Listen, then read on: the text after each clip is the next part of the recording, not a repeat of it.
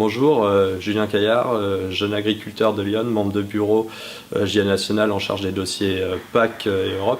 Et je vais essayer de vous présenter donc, le projet Jeune agriculteur PAC en quelques mots et puis de façon simple. Donc nous ce qu'on veut, Jeune agriculteur, c'est une nouvelle PAC parce que l'ancienne nous a beaucoup déçus.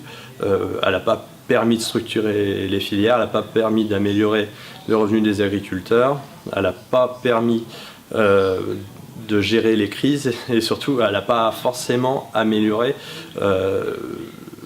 notre environnement. Donc nous ce qu'on propose, c'est des outils, de changer les outils, de ne pas garder des outils qui ont montré finalement qui ne marchaient pas, d'en proposer des nouveaux pour la prochaine PAC, essayer d'améliorer la situation des agriculteurs. Donc nous pour ça on veut déjà améliorer le renouvellement des générations en agriculture et sécuriser le revenu des agriculteurs. Pour nous, le renouvellement des générations, ça passe par une politique à l'installation européenne, une définition de l'actif, que les aides soient ciblées sur les gens qui sont vraiment présents sur les territoires et qui travaillent sur les territoires, pour éviter une situation de rente finalement qui est permise par les aides directes, des aides à l'hectare.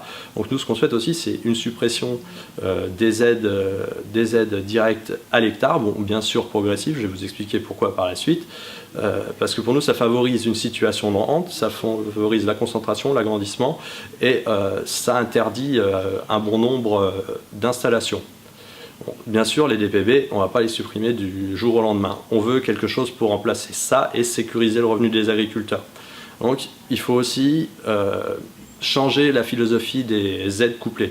Donc, les aides couplées, pour nous, il faut les distribuer pas bêtement comme ça à la tête de bétail. Il faut les distribuer, mais en les conditionnant à de la structuration de filière. Donc, en contractualisant, en faisant partie d'une OP, en prenant des engagements dans des cahiers des charges, dans de la montée en gamme.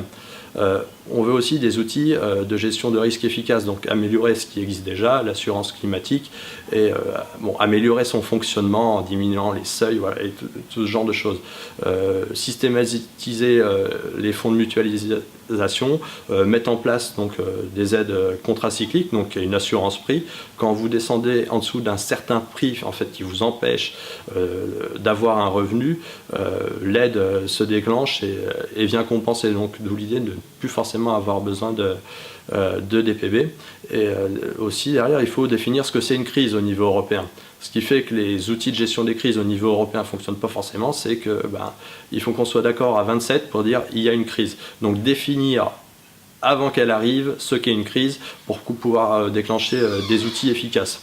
Bon, je disais aussi en termes d'environnement, on n'a pas forcément des outils satisfaisants, ça ne satisfait ni l'agriculteur qui ne comprend pas trop aussi ce qu'il doit faire, ni le citoyen qui lui aussi ne comprend pas ce qu'on fait, je veux dire on nous paye et il n'y a pas de résultat.